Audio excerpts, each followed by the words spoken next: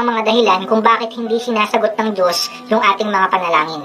Yan po yung ating tatalakayin sa video na ito. Dumarating tayo sa punto ng buhay natin na napapatanong tayo, bakit kaya hindi sinasagot ng Diyos yung mga panalangin ko? Naglilingkod naman ako sa Diyos. Sinusunod ko naman yung kalooban niya. Mabait naman akong tao. Palagi naman ako nananalangin sa Kanya. Hindi naman ako nagkulang sa Diyos. Naglilingkod naman ako sa Kanya. Pero bakit ganun? Bakit hindi niya sinasagot yung mga panalangin ko? Bakit parang hindi niya ako naririnig? Ngayon po mga kapatid, bago po natin talakayin yung iba't ibang mga dahilan kung bakit po hindi sinasagot ng Diyos yung ating mga panalangin, kailangan niyo muna po itong malaman.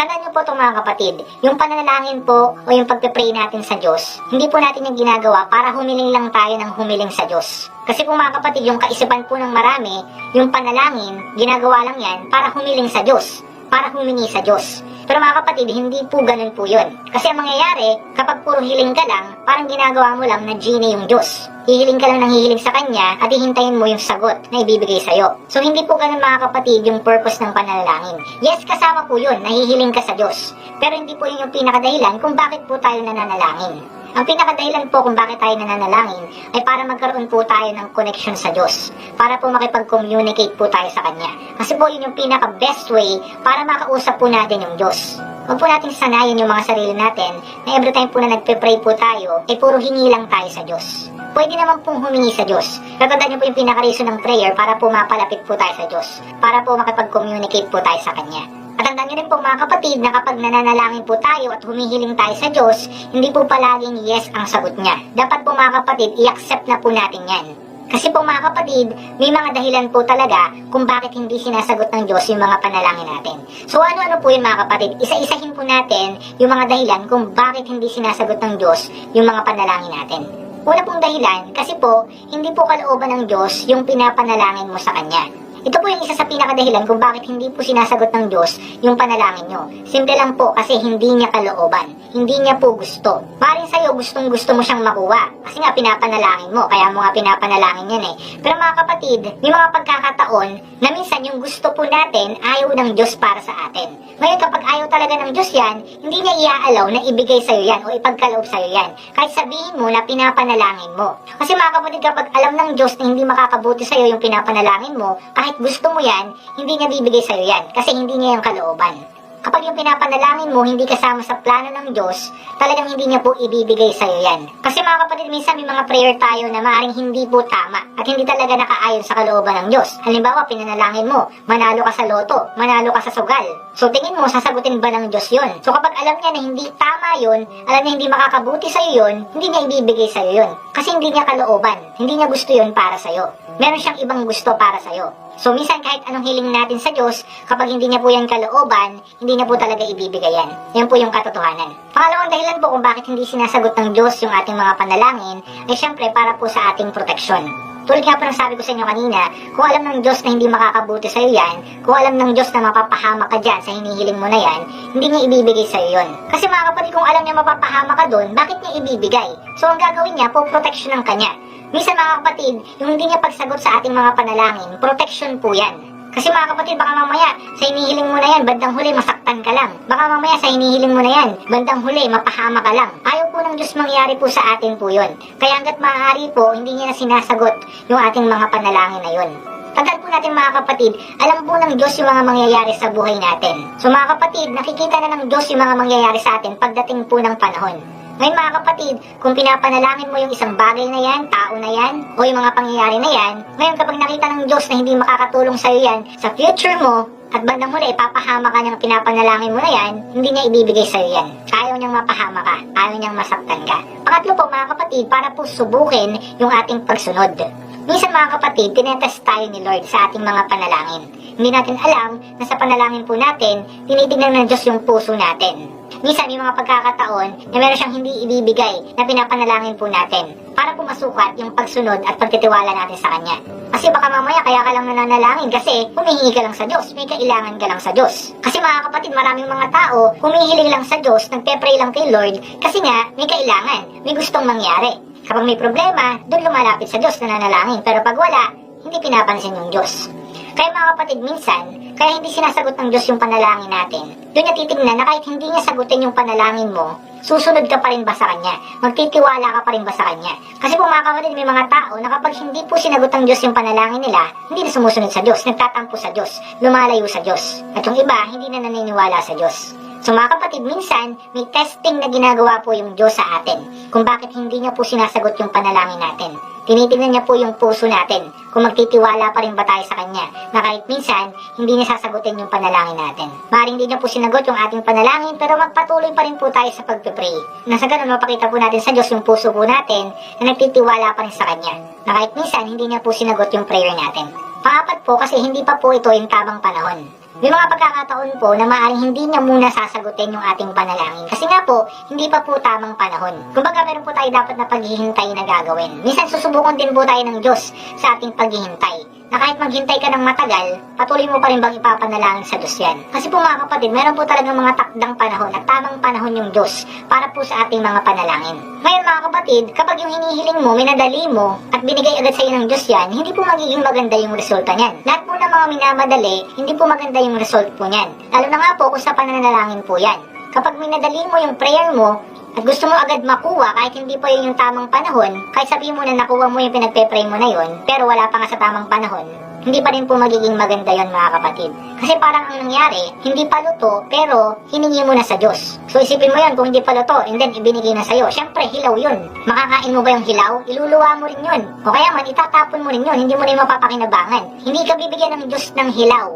Ang bibigay sa'yo ng Diyos, yung tamang-tama, yung nasa panahon. Kapag naghintay po tayo, yung resulta po niyan maganda. At the best po yung matatanggap natin kapag tayo po ay naghintay sa ating pananalangin. So matuto po tayo maghintay. Huwag po tayo magmadali. Pangalimang dahilan po kasi meron kang maling motibo sa puso mo. Kapatid, kapag nakikita po ng Diyos na sa pananalangin mo meron kang maling motibo, hindi niya talaga ibibigay sa'yo yung pinapanalangin mo. Hindi niya hahayaan na ibigay sa'yo yung mga hinihiling mo na yan. Kailangan mo munang itama yung puso mo. Kasi baka mamaya mga kapatid, nananalangin ka nga sa Diyos, pero hindi mo pa nakukuha yung pinapanalangin mo sa Diyos, meron ka ng pagyayabang sa puso. Ayaw po ng Diyos yun. Kapag nakita ng Diyos na meron ka ng pagyayabang sa puso at pagmamataas, hindi niya na ibibigay sa'yo yun. Kasi kung alam niya lang na magyayabang ka pagdating ng panahon. Kaya mga kapatid, hanggat maaari, sa pananalangin pa lang natin, meron na po agad na humility.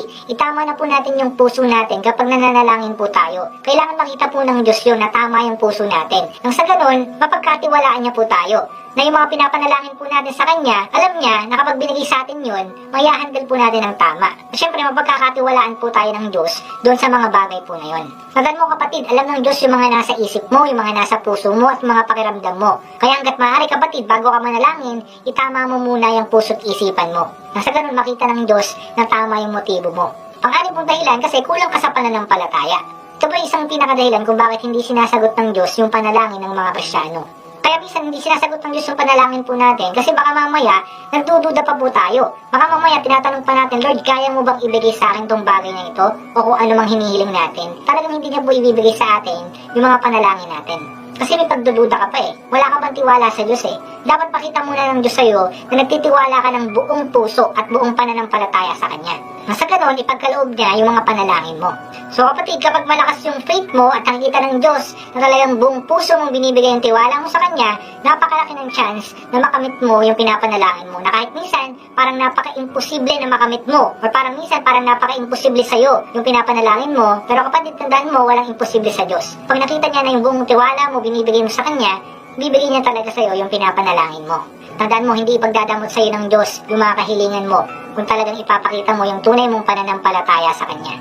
Ang pitong dahilan po ay dahil po sa kasalanan. Mga kapatid, ang kasalanan po, napakalaki po nitong hadlang para po sa blessing na ibibigay sa atin ng Diyos. Lalo na nga po, doon po sa mga pinapanalangin po natin. Kaya pala mga kapatid, hindi sinasagot ng Diyos yung panalangin po natin, meron po palang karumihan sa puso natin. Meron po pala tayong mga kasalanan pa po na hindi maisuko sa Kanya at namumuhay pa po tayo sa kasalanan.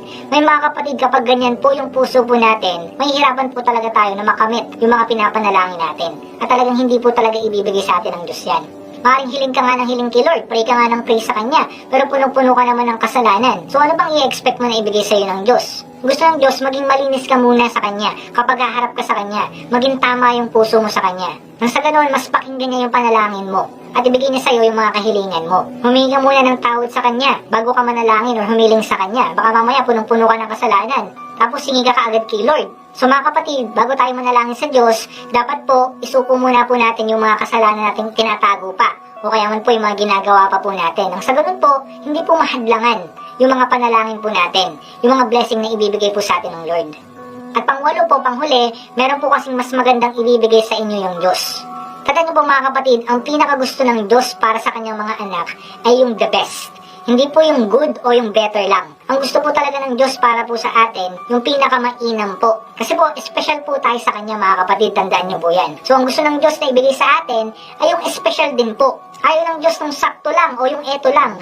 Gusto ng Diyos yung pinaka-best para po sa ating lahat. Kaya minsan hindi binibigyan ng Diyos sa atin yung mga panalangin po natin kasi meron pa palang mas magandang ibibigay sa atin yung Diyos. Kaya wag po tayong malungkot, wag tayong magtampo sa Diyos minsan kung minsan hindi niya po sinasagot yung panalangin natin. Tandaan niyo po, hindi po natatapos doon sa hindi niya ibibigay sa atin yung mga kahilingan natin. Tandaan niyo po mga kapatid, after po nun, meron po kasi siyang mas magandang ibibigay sa atin kaysa po doon sa kahilingan po natin nung una. Lagi natin ilagay sa isip natin, the best yung ibibigay sa atin ng Diyos. Kaya mag-pray din po tayo yung the best na. Kung mangangarap lang din po tayo at mananalangin sa Panginoon, yung pinaka-best na po. Kasi yun po yung gusto ng Diyos eh. Kaya mga kapatid, kapag may mga panalangin po na maaaring hindi po binigay sa atin ng Diyos, huwag po kayong malungkot. I-expect nyo meron pong kasunod yan. Meron po siyang mas magandang ibibigay sa inyo. At hanapin nyo po yung kalooban ng Diyos na yun sa buhay nyo. So yun po mga kapatid, yung ilan po sa mga dahilan kung bakit hindi sinasagot ng Diyos yung mga panalangin po natin. So muli mga kapatid, ipapaalala ko po sa inyo, hindi po lahat ng sagot ng Diyos sa panalangin natin ay yes. May mga pagkakataon na no yung sagot ng Diyos sa ating mga panalangin. So mga kapatid, tanggapin po natin kung minsan hindi po sinasagot ng Diyos yung mga panalangin po natin. Kasi nga po, nakita po natin, yan po yung mga dahilan. May iba't ibang dahilan kung bakit hindi sinasagot ng Diyos yung panalangin natin. Hindi dahil trip niya lang, hindi dahil hindi niya gusto lang. May dahilan po yan. At maganda po yung dahilan ng Diyos kung bakit hindi niya minsan sinasagot yung mga panalangin po natin. So mga kapatid, huwag po kayo mag-focus doon sa mga hindi niya sinasagot na mga panalangin nyo. So mag-focus po kayo doon sa mga sinagot niyang panalangin sa inyo. Tandaan niyo po mga kapatid, mas marami pa rin mga sinagot yung Diyos na mga panalangin nyo po kaysa po doon sa mga hindi niya sinagot. At syempre mga kapatid, isipin nyo rin po yung mga bagay na hindi nyo naman po hinihiling kay Lord. Minsan hindi naman po natin pinapanalangin pero binibigay niya po sa atin. So bilangin nyo rin po yung mga ganun mga kapatid. Tignan nyo rin po yung mga ganun. So yun po yung biyaya po ng Diyos para po sa atin. Mas marami pa rin po siyang binibigay po na biyaya sa atin. So overall po mga kapatid, kung susumahin po natin lahat yung pinakadahilan kung bakit hindi sinasagot ng Diyos yung panalangin po natin, ang dahilan po dyan mga kapatid ay syempre yung pag-ibig. Kaya hindi sinasagot ng Diyos yung panalangin natin kasi po mahal niya po tayo. So yan po yung pinakadahilan. Hindi lamang po ipapakita ng Diyos yung pagmamahal sa atin kapag sinasagot niya po yung ating mga panalangin. Tandaan niyo po yan. Minsan kasi doon lang tayo nakafocus eh. Feeling natin mahal tayo ng Diyos kapag sinasagot ng Diyos yung mga panalangin natin. Pero hindi po mga kapatid. Minsan ipapakita ng Diyos yung pagmamahal niya sa atin kapag hindi niya sinasagot yung panalangin natin. Tulad po sa mga tinalangin natin, nakita po natin na talagang meron pong malaking dahilan kung bakit hindi sinasagot ng Diyos yung panalangin natin. So lagi po natin yan ilagay po sa ating mga puso't isipan. Nang sa ganun po, hindi po tayo magtampo sa Diyos kapag hindi niya po sinasagot yung panalangin natin. At higit sa lahat, hindi po tayo mapalayo sa Kanya kapag hindi niya po sinasagot yung panalangin natin. Basta mga kapatid, lagi lang po tayong manalangin sa Diyos at ibigay po natin yung buong tiwala natin sa Kanya kapag tayo po ay nananalangin. So yun lang po mga kapatid ang gusto ko mong bahagi sa inyo. Sana po may natutunan kayo sa ating tinalakay ngayon. Hanggang sa muli po magkita-kita po tayo. Salamat po sa inyong panonood. Magpalain po kayo ng Diyos. Ingat po kayo palagi.